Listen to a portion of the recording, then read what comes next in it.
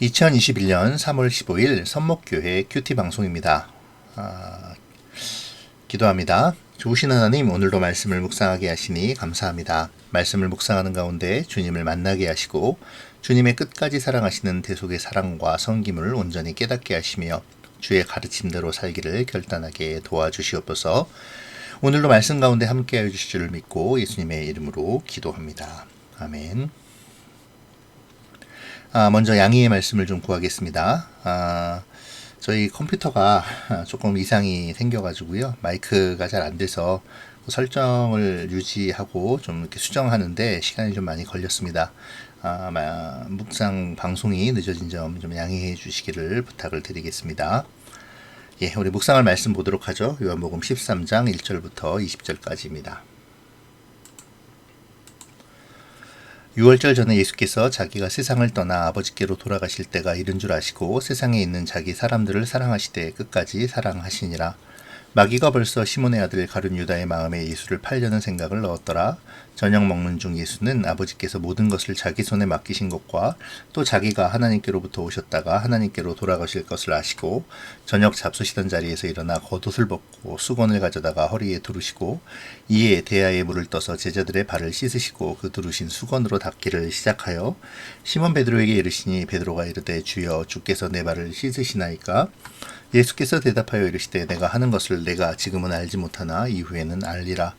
베드로가 이르되 내 발을 절대로 씻지 못하시리이다. 예수께서 대답하시되 내가 너를 씻어주지 아니하면 내가 나와 상관이 없느니라.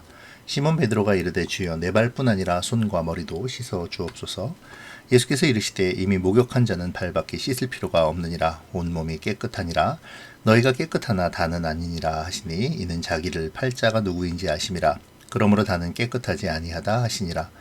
그들의 발을 씻으신 후에 옷을 입으시고 다시 앉아 그들에게 이르시되 내가 너희에게 행한 것을 너희가 아느냐? 너희가 나를 선생이라 또는 주라 하니 너희 말이 옳도다. 내가 그러하다. 내가 주와 또는 선생이 되어 너희 발을 씻었으니 너희도 서로 발을 씻어주는 것이 옳으니라. 내가 너희에게 행한 것 같이 너희도 행하게 하려 하여 본을 보였노라.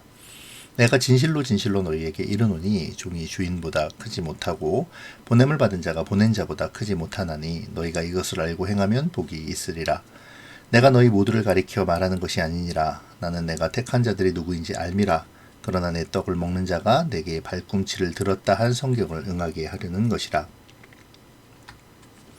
지금부터 일이 일어나기 전에 미리 너희에게 일러두면 일이 일어날 때에 내가 그인 줄을 너희가 믿게 하려 함이로라. 내가 진실로 진실로 너희에게 이르노니 내가 보낸 자를 영접하는 자는 나를 영접하는 것이요 나를 영접하는 자는 나를 보내신 이를 영접하는 것이니라. 아멘. 요한복음 13장은 후반부를 여는 장입니다.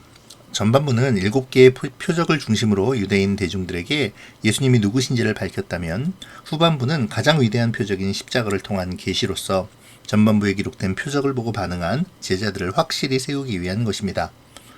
이는 십자가를 지시기 전에 고별 설교에서까지 제자들을 양육하시는 것에서 잘 드러나는데요.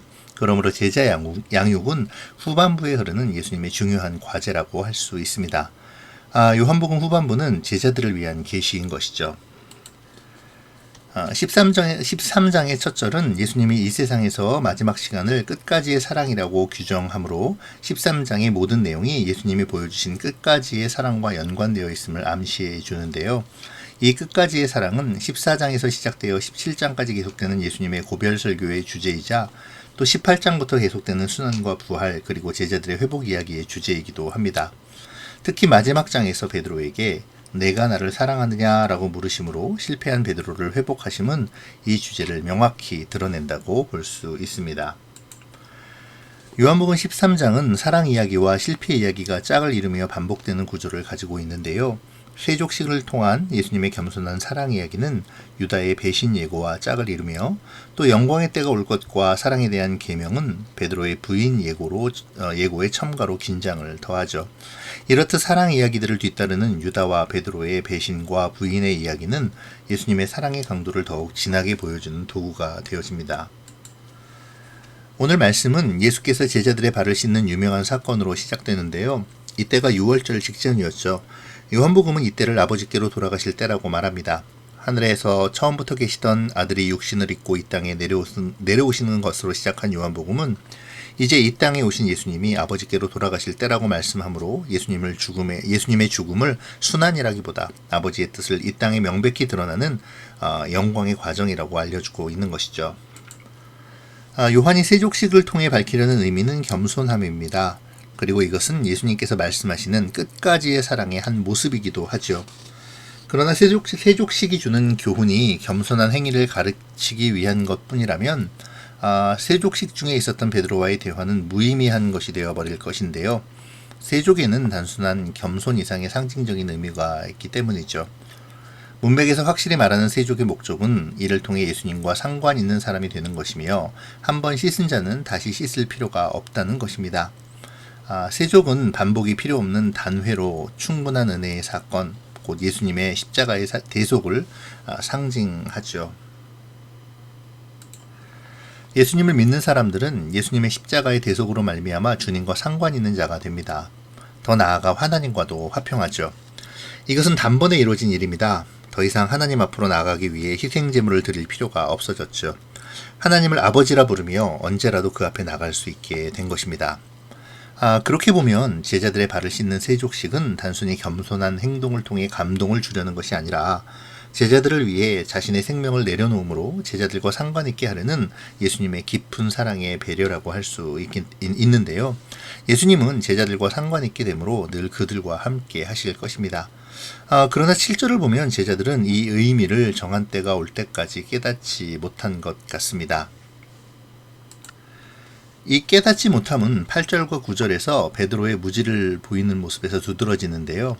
8절에서 베드로는 예수님에게 내 발을 절대로 씻기지 못하리이다 라고 예수님의 세족을 거부하죠. 베드로의 마음이 어떻든 간에 예수님의 세족을 거부하는 것은 예수님께서 자신의 생명을 내려놓기까지 하며 주시는 사랑을 거부하는 것이 되어버립니다. 베드로의 자기 열심이 예수님의 사랑을 거부하는 그러한 무지를 낳고 있는 것이죠. 결국 이 알지 못함은 36절에서 38절까지의 말씀에서 예수님에 대한 부인 예고를 따라 나중에 베드로가 예수님을 부인하는 그러한 엄청난 결과를 낳게 되죠. 예수님께서는 제자들의 발을 씻기기 위해 겉옷을 벗고 수건을 허리에 두르십니다. 유대에서 수건을 허리에 두르는 것은 일하고 있음을 상징하는 것이죠. 예수님은 지상에 계시는 동안 끊임없이 일하셨습니다. 예수님께서 보여주신 끝까지의 사랑은 쉼없이 수건을 허리에 두르고 일하는 것을 포함하죠. 그런데 이 일하고 계심을 상징하는 예수님의 행동이 제자들에게는 매우 생소한 것처럼 보여진 것 같습니다. 왜냐하면 당시 문화에 의하면 수건을 허리에 두르고 그 발을 씻겨주는 것은 노예들에게나 주어지는 그러한 천한 일이었기 때문이죠. 최고의 권세를 가지신 분이 노예의 일을 한다라는 이 모순적인 상황은 제자들의 무지와 맞물려서 한층 긴장을 고조시켜 있는데요. 주님의 발을 씻으신다라는 이 있을 수 없는 일이 제자들의 눈앞에서 주님의 몸소 행함으로 보여지고 있는 것입니다. 그러나 예수님의 통치는 이런 모순과 역설에 기초하여 이루어지죠. 예수님의 통치를 받기 위해서는 주님의 사랑을 받아야 되고 주님의 사랑은 이미 마가복음 10장 45절에서 밝히신 대로 섬김입니다. 그 섬김은 자기 몸을 대속물로 주는 것이죠. 하나님의 나라에서 가장 높은 자는 칼을 휘두르며 호령하는 사람이 아니라 이처럼 자기 아랫사람의 발을 씻기는 사람입니다. 사실 10절에 예수님의 말씀은 조금 이해하기 힘든 부분도 있습니다. 아까 언급한 바와 같이 대속의 은혜가 단번에 이루어진 것이라면 발은 왜 계속 씻어야 하는 것이죠. 예수님은 세족의 의미를 하나 더 부여하시는데요. 예수님의 십자가의 대속으로 우리가 은혜를 입었다 하더라도 발을 계속 씻음으로 이후 삶의 여정에서 범하는 죄를 계속 회개하며 씻어야 함을 가르쳐 주는 것이죠. 예수님의 발을 씻겨주심에 대한 또 하나의 요점은 주님께서 모든 사람의 발을 씻겨주셨다 하더라도 누구나 다 깨끗해지는 것은 아니라는 것입니다. 외적인 상징은 내부로부터 상응하는 응답이 있어야 하죠. 예수님은 이 말을 통해 제자들 중에 한 사람이 그를 배반할 것임을 나타내 보여주십니다. 그리고 요한은 2절에서 그가 누구인지 이미 밝힌 바가 있죠. 세족식의 상징적인 의미, 곧 예수님의 죽으심으로 제자들의 죄가 근본적으로 씻겼음을 아는 것은 12절 이하에서 계속되는 겸손의 의미를 이해하는 데 도움이 됩니다. 예수님의 대속으로 제자들의 죄가 씻겼고 예수님과의 관계가 맺어졌다면 그런 제자들은 예수님처럼 낮아져서 겸손을 행해야만 하죠. 예수님은 겸손한 행동의 중요성과 절대성을 알고 이것을 행하도록 제자들에게 요구하고 계시는데요. 15절은 예수님이 보여주신 그 세조개의 행위가 제자들과 따라서 행할 모범임을 분명히 보여줍니다. 예수님을 따르기 위해 할 수 있는 가장 쉬운 길은 주님께서 보이신 모범을 따르는 것이죠. 예수님은 지금 모범이라고 말씀하시면서 내가 본을 보였으니 너희도 이와 같이 하라고 말씀하시는 것입니다. 17절은 알고 행하는 자의 복을 소개합니다. 종이 상전보다 크지 못하고 보냄을 받은 자가 보낸 자보다 크지 못함을 알고 행하는 것이 복이라는 것인데요. 이것은 겸손한 섬김을 뜻하죠. 제자들은 예수님보다 크지 않습니다. 제자들은 예수님으로부터 부르심을 받았을 뿐 아니라 보냄을 받은 사람들이 될 것입니다. 사실 오늘의 이 상황은 누가복음 22장 24절에서 27절까지에서 제자들이 누가 더 크냐고 싸운 직후의 상황입니다. 그러니까 예수님은 너희가 서로 누가 더 크냐라고 말하는 것, 이것이 중요한 것이 아니라고 말씀하시는 것이죠. 너희가 나보다 크냐? 아니잖아. 너희보다 큰 내가 먼저 본을 보이니까 너희도 겸손히 서로를 섬기렴. 이것이 복이란다 라고 말씀하시는 것입니다. 높은 자가 낮은 자를 섬기는 사회, 서로가 서로의 발을 씻기며 서로에게 겸손히 섬기는 사랑의 공동체, 여기에 속한 사람들은 얼마나 행복할까요? 참으로 복이 아닐 수 없습니다. 복이 되는 겸손은 단순한 태도가 아니죠. 높은 위치에서도 낮은 자를 진정으로 섬길 수 있는 행위여야 합니다. 그리고 이것은 예수님으로부터 비롯되는 것이죠. 예수님의 죽으심의 사랑이 제자들의 마음에 담겨 여기서 우러나는 겸손한 행위이기에 복인 것입니다. 예수님의 발을 씻기심은 단순한 겸손의 행위가 아니라 예수님의 대속적인 죽음의 힘에서 비롯되는 겸손한 섬김이 무엇이며 얼마나 힘이 있는지를 가르쳐 주고 있습니다. 이제 예수님은 시편 41편 9절을 인용하시며 유다의 배신을 예고하시죠.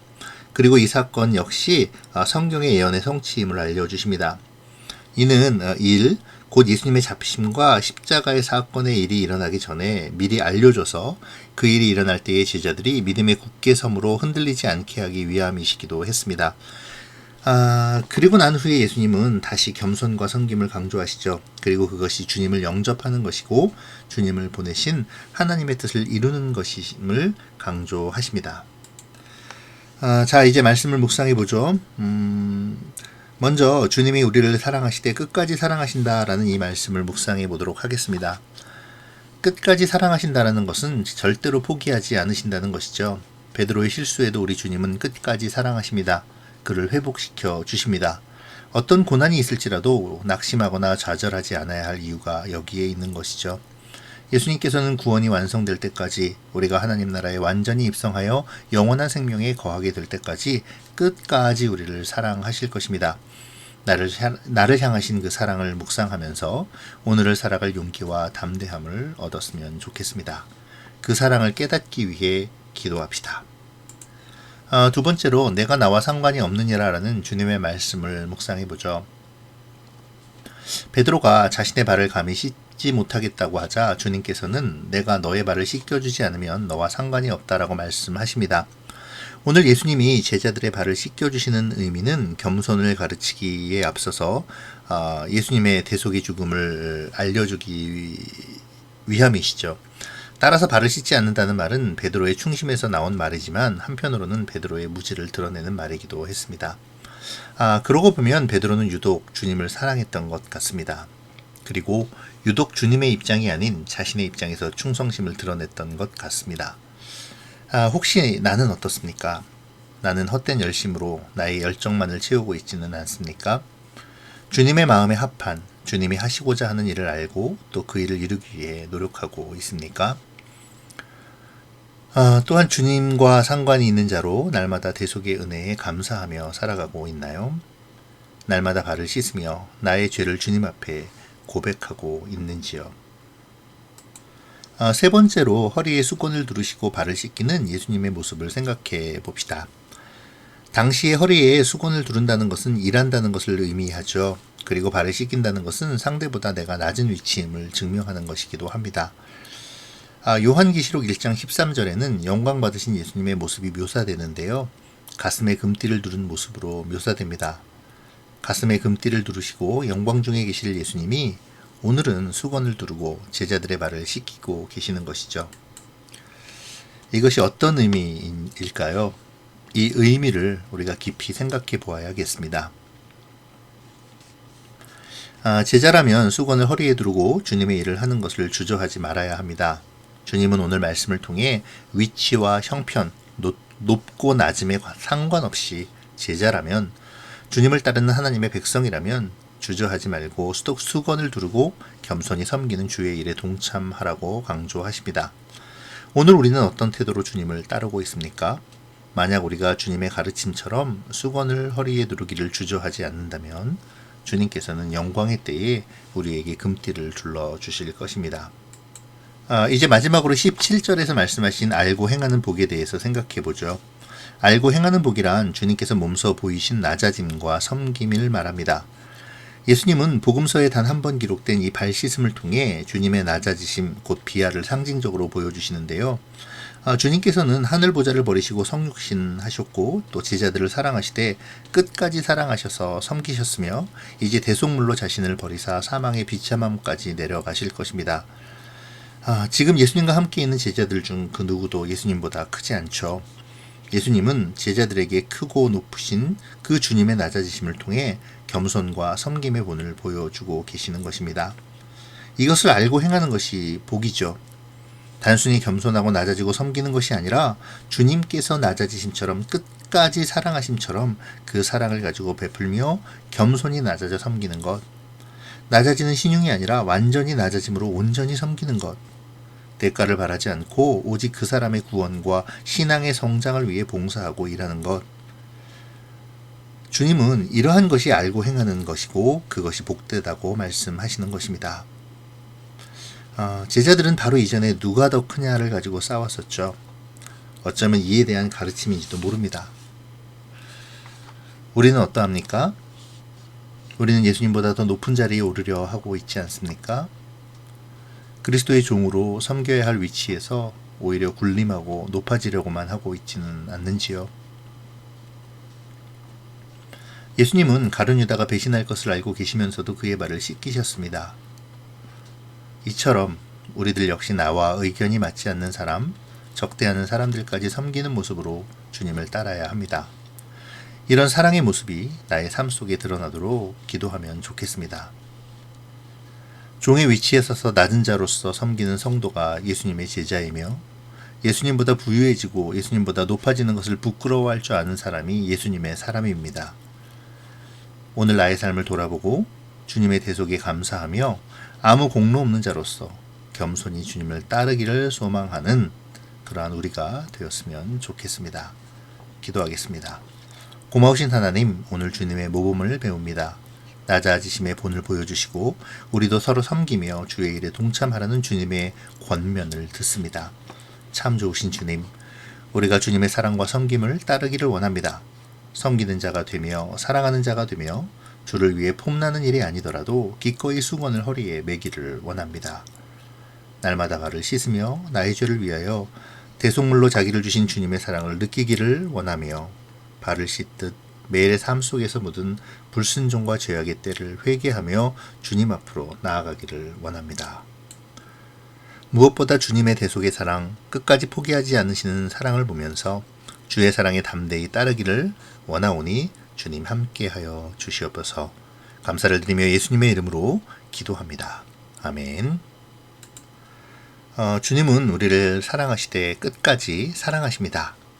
이 사실을 기억하시고 오늘도 승리하시기를 축복합니다.